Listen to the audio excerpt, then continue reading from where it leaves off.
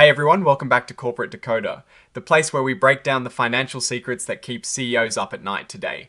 We are diving into Tharimmune Incorporated's latest proxy statement, a crucial document that gives us a peek under the hood of their upcoming special meeting of stockholders, and importantly, what their leadership is asking of you, the investors. So what is a proxy statement and why should you care? Well, think of it as a detailed report card and a ballot all rolled into one.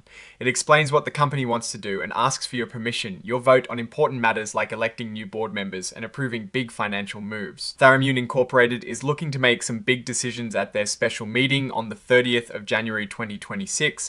They want to elect 2 new directors to their board, which is pretty standard, but they also have a few other proposals that could significantly impact the company's future. First up, electing new directors. This is all about governance, ensuring the company is guided by the right people with the right experience. The report introduces us to Jill Isom, a seasoned regulatory and public policy professional, and William Wiley, who brings a wealth of experience in capital markets and business strategy from his time at W Holdings Incorporated. Now, proposal 2 and 3 are where things get a little more interesting. They are asking for approval to issue shares of common stock related to warrants issued to strategic advisors, and for cryptocurrency pre-funded warrants. These are basically promises to issue future shares, and NASDAQ rules require shareholder approval when this issuance could be a significant percentage of the company. It's outstanding stock. It's like saying we might issue a lot more stock down the line and we need your okay before we do. These warrants are key because they can affect how many shares are out there, and that can dilute the value of existing shares. The company is saying they took on strategic advisors and crypto as part of their business strategy, and they need your nod to make sure they can issue the shares associated with those deals. Then we have proposal 4 concerning restricted stock units, or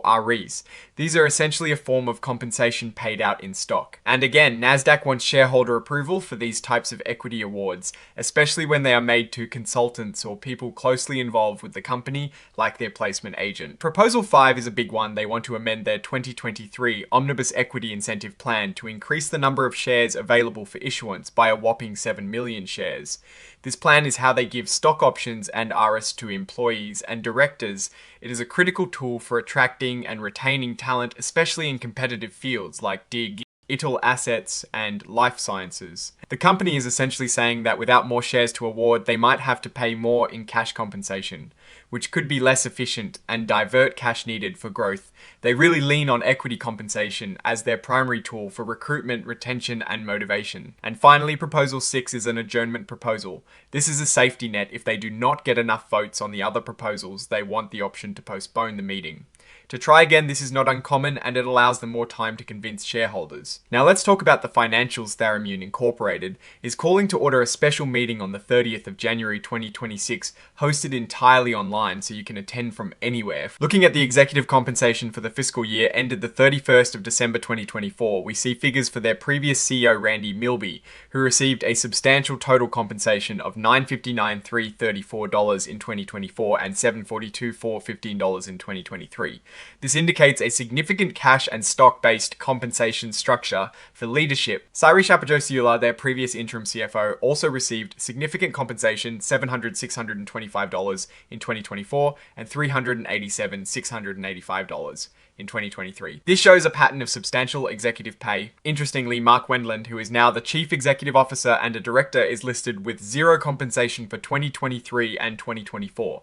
This is because he only became an officer and director in November 2025, which is after the period the summary compensation table covers his employment agreement. Starting the 6th of November 2025 outlines an annual base salary of $500,000 with a sign-on bonus and eligibility for performance-based bonuses. He even stands to get 12 months of base salary as severance if terminated without cause, or if he quits for good reason. Mark Toomey, the president, also has similar terms in his employment agreement, starting the 6th of November 2025, with a $500,000 base salary and similar severance packages. Jacob Asbury, the new CFO appointed the 10th of December 2025, has a base salary of $300,000 and also has standard termination clauses in his agreement. When we look at outstanding equity awards as of the 31st of December 2024 for Randy Milby, we see a very large number of unexercised options and unexercisable options.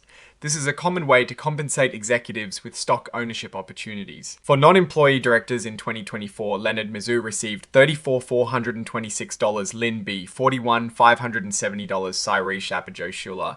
Even as a previous interim CFO received $848 $84.83, and Kelly Anderson received $46,168. These amounts reflect SHA, shesh fees, and the grant date fair value of stock options. As of the 31st of December 2024, the company had 1,549,023 securities to be issued upon exercise of outstanding options warrants, and rights with a weighted average exercise price of $7.32. They also had 42,201 securities remaining available for future issuance under equity compensation plans. This shows they have been actively using equity to incentivize various stakeholders. The report details that since the 31st of December 2024, the company has engaged in transactions with related parties, including officers, directors, and their affiliates.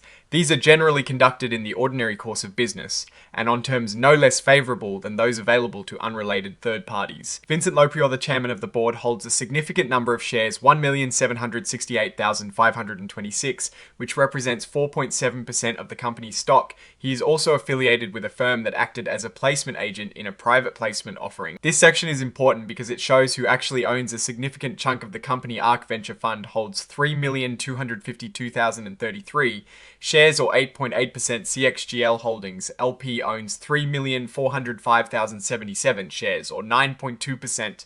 And Evelyn Rickle Trust FBO Kenneth D. Rickle has 3,140,878 shares, or 8.3%.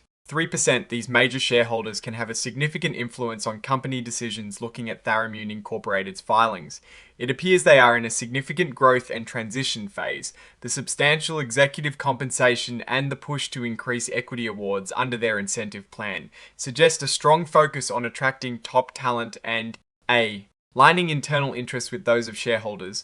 The company is clearly looking to expand aggressively, especially with the integration of cryptocurrency and digital asset strategies. Mentioned this is a bold move in a rapidly evolving market. However, this also comes with inherent risks. The reliance on equity compensation can dilute existing shareholders if not managed carefully, and the cryptocurrency strategy introduces volatility and regulatory uncertainties. The fact that they are seeking shareholder approval for issuing shares related to warrants and equity awards shows they are adhering to NASDAQ rules. But also, and tease at the potential for significant share dilution down the line. The company is making strategic decisions to navigate a competitive landscape in both life sciences and digital assets. Their leadership team is undergoing changes, with new key executives stepping in the financials on executive compensation. Suggest a commitment to rewarding leadership, but the lack of detailed financials directly within this specific document leaves a lot to interpretation for overall company performance.